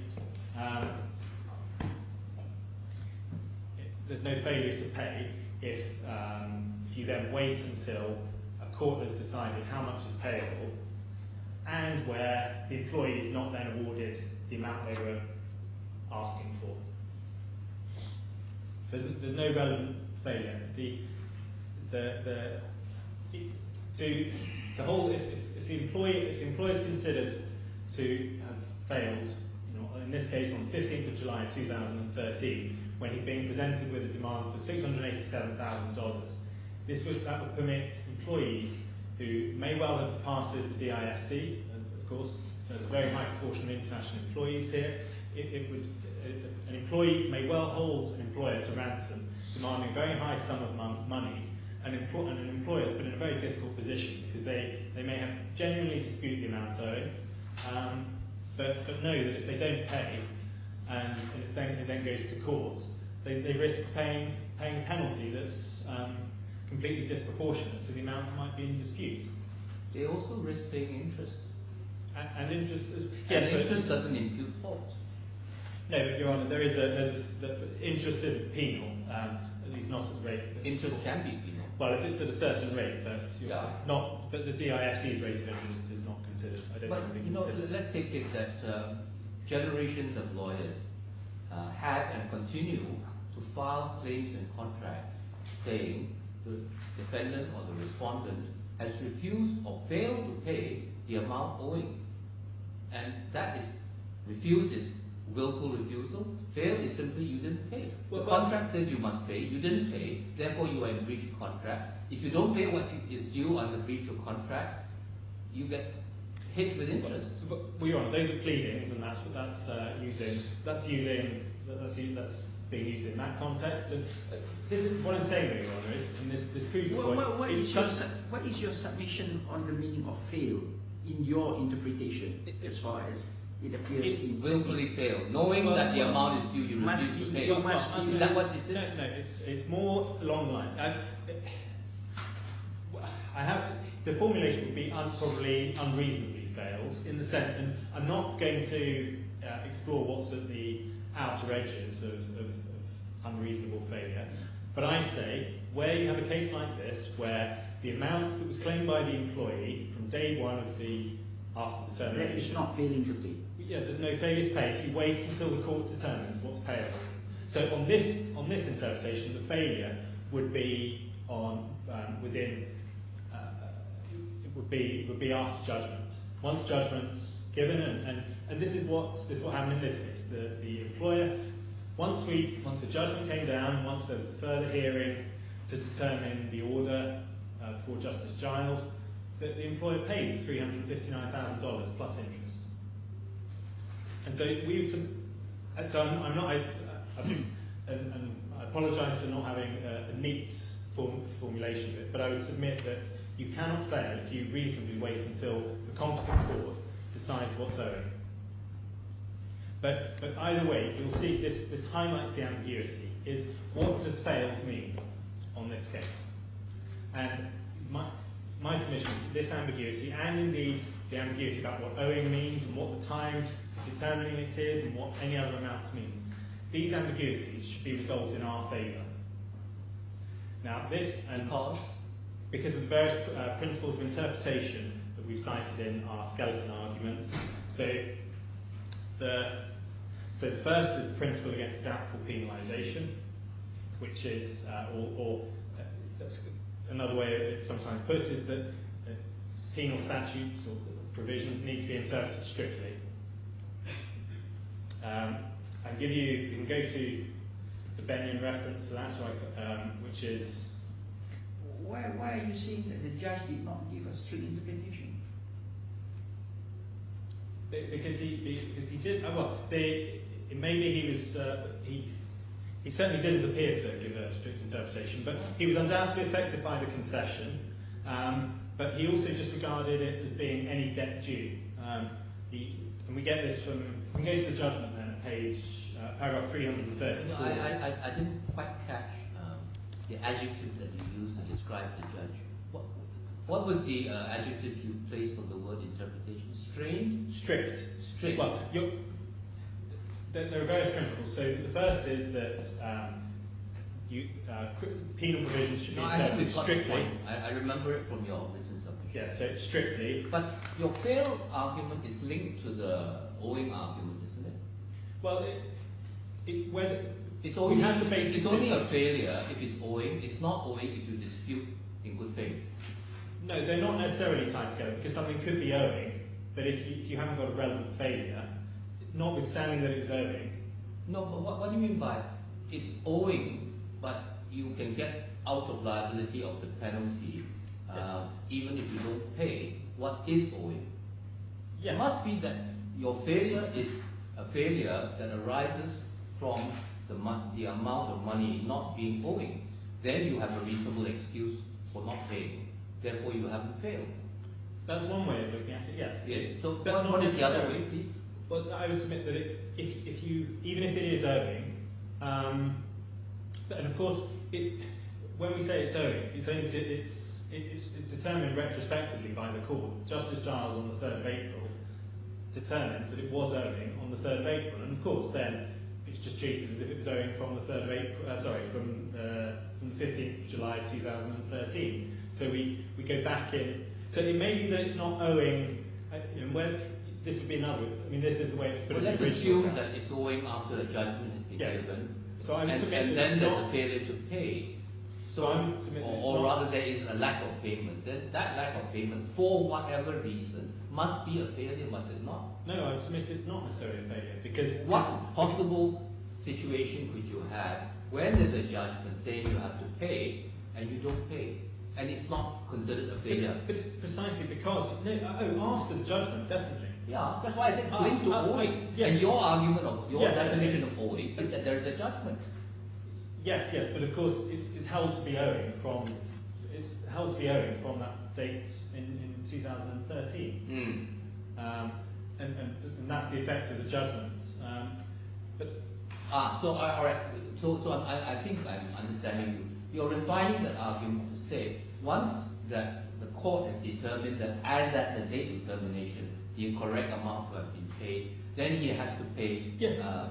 Retrospectively the penalty, but not otherwise. Okay. Well, I'd say he shouldn't have to pay it retrospectively. It should only be From the day of judgment. and certainly once you've got a judgment saying pay, I'm not saying, on my facts, I'm not saying it should be excused. But I think it's still linked. I think it's still linked to owing. Yes. The way you have defined owing. Yes, the way on the sort of second interpretation, yes, it is linked to owing.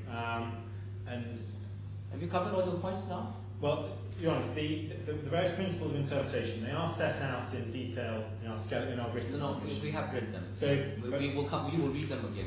Yeah, well, the core submission is that, so the first principle that Your Honour should bear in mind is the strict interpretation. The second is that if there's an absurd consequence, and it's been accepted by the court of first instance by Judge Ali in the Elseco case, Elseco and Liss, that Article 18 does lead to harsh and absurd consequences. And my learned friend, I don't understand, to take issue with the fact that it can result in harsh consequences. And this entitles Your Honours to adopt even a strained interpretation of Article 18 in order to avoid that harsh consequence. You ever heard the statement, hard cases make bad law? Well, you will try to overcome a particular injustice, you end up with a strained and maybe even a dangerous statement of the law. Well, Your Honour, this is precisely my point. This is not about just the facts of this case. It's magnified because of the size of the salary, but the key reason it's disproportionate is because of that multiple between the salary and between the penalty, which is. But that's absolutely plain to see. The fact that for a 1 dirham short payment, yes, you have to pay 1,600 US dollars a day. The legislature should have been able to see that, and if they saw it and they wanted it in, don't we have to follow it? No. Unless you say, Homer, nodded, they blinked and they didn't see this. Well, Your Honour, no. I would submit that you have to. That there are those ambiguities. Where do you draw the line? Whether it's 1 dirham or 1 month or 1,000 dirhams, where do you draw the line? Well, this is precisely the point. I'm not asking. You draw the line in a way in how you interpret owing and fails. So how do we interpret in this present case? On my primary submission, you hold that the amounts had to be owing, the gratuity and. That's another argument. Yeah. Well, so on the first submission, there's no penalty payable at all because nothing was owing immediately prior to termination, and that's what it had to be owing. On the alternative arguments, it only became payable. The penalty only became payable between the 3rd of April of this year, when there was judgment, and approximately the 22nd of May, I think. So about 50 days. We would, on the alternative submission, we would submit that there's a penalty payable for 50 days. If we compare this to penalty under liquidated damages, it starts running from the day you default, and it continues to run. It would do on a penalty under contract liquidated damages.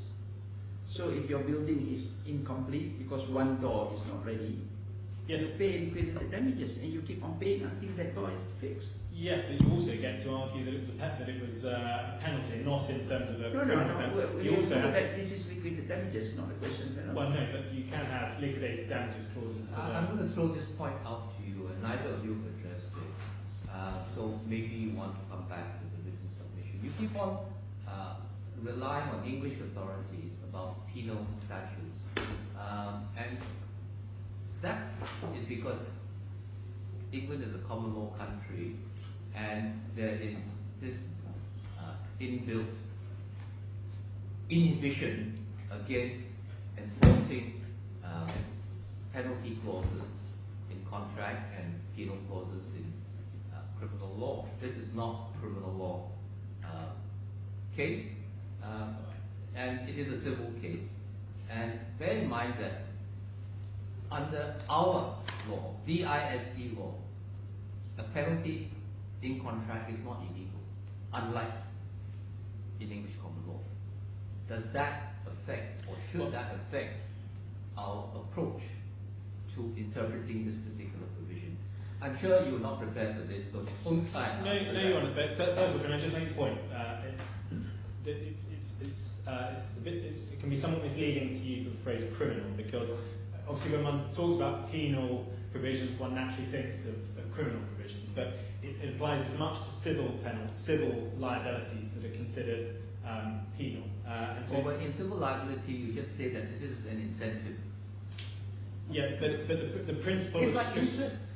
There are many cases where statutes impose a very high rate of interest, but not particularly in civil law countries again. And that civil rate is meant to incentivize early satisfaction of judgments. And even in Singapore, we put up a rate which could be argued to be penal because it's way above market rate. But we think it's a good idea because we want people to pay their judgments on time. So you can call it penal, you can call it an incentive to comply with your legal obligations. But I really have to, ask you to wind up because we need to give this up. Well, the principles of interpretation, they are set out in our code, so I would ask that you read them in detail, and we will... I'll give you an opportunity to come back in due course to write. I don't know whether Ms. Ahmed wants to exercise her right to come back in writing. Can I ask you one question? There is a principle, if I'm not mistaken, general principle, that when there is a dispute over a certain amount payable, then time is at large until judgment is entered. Isn't there such an English principle? I was just thinking about it. I didn't have time to research because time is at large until judgment is, because there's a dispute over that amount. I mean, it's a real genuine dispute. That is. Yeah, Your Honour, it doesn't ring any bells, but we can look into it. Okay. I may be wrong. Thank you.